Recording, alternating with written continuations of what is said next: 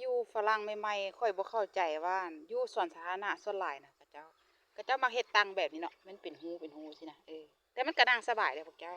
แต่ว่าเหตุผลที่เพิ่นหลักๆที่เพิ่นเฮ็ดตังนี่ค่อยคิดว่าย้อนว่าอนามัยสะดวกพวกเจ้าเนาะคือ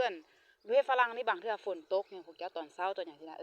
ฝนตกลงมาแม่นบ่น้ำมันก็บ่ได้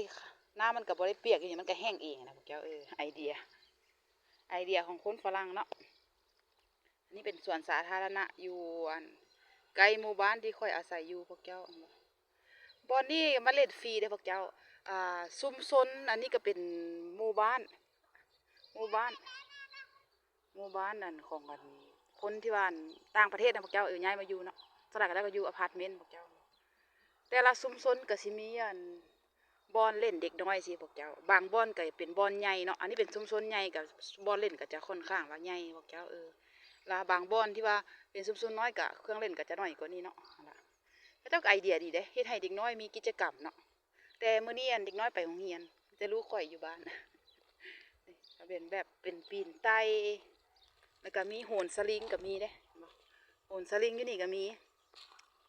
อันนี้มันเป็นบวกน้ำตะกี้เป็นอ่างน้ำแล้วก็เจ้าเฮ็ดจังซี่ไว้บ่ให้อันเด็กน้อยตกนะอยู่พูดก็เป็นบอนตะลูดเป็นคันไดก็เจ้าก็เฮ็ดจากไม้พวกเจ้าไอเดียเนาะเอาไม้มาเฮ็ดเป็นคันไดให้เด็กน้อยปีนไต่เล่นสินะเด็กน้อยอยู่ฝรั่งนี่มีกิจกรรมหลาย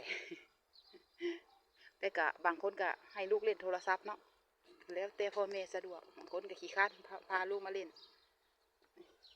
อันนี้ก็เป็นอันกระโดดสปริงนะพวกเจ้าเด็กน้อยก็สิ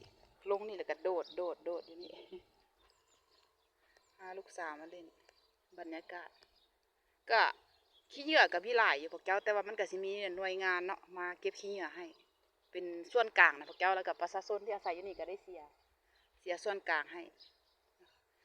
บางคนก็ได้กระทิ่มขี้เหยื่อทรายเด้ทางที่ว่ามีถังขี้เหยื่ออยู่นี่นะพวกเจ้าเขาก็ยังบ่ทิ่มเด้บางเมืองส่วนหลายตัวเมืองมันจะสะอาดเนาะเมืองเขาอยู่นะแต่ถ้าเป็นชุมชนแบบนี้มันกับเปื้อนพวกเจ้าเปื้อนทิ่มขี้เหยื่อบ่เนี่ยอันนี้ก็ถังขี้เหยื่ออยู่นี่แต่ว่ามันมีพนักงานมาเก็บพวกเจ้าผู้เก็บก็เก็บไปผู้ทิ่มก็ทิ่มไปพ่อแม่ที่พาเด็กน้อยมาเล่นก็เท่ากับนั่งท่าลูกอยู่นี่หรือว่าสิเล่นกับลูกก็ได้เนาะบรรยากาศอพาร์ตเมนต์ที่อยู่บอนนี้เป็นอพาร์ตเมนต์ของคนอพยพส่วนใหญ่พวกเจ้าค่อยเคยพาพวกเจ้าเบิ่งเนาะวิดีโอYouTube ที่ค่อยเฮ็ดปี2 ปีที่แล้วนี่หมู่ค่อยก็อาศัยอยู่เทิงนี่แหละอันนี้เป็นก็เจ้าก็ตากผ้าอยู่ปองเอี่ยมบ่ส่วนหลายอยู่ประเทศฝรั่งเศสก็เจ้าบ่เฮ็ดเฮาตากผ้าคืออยู่บ้านเฮาเนาะถ้าเป็นเฮือนประชาชน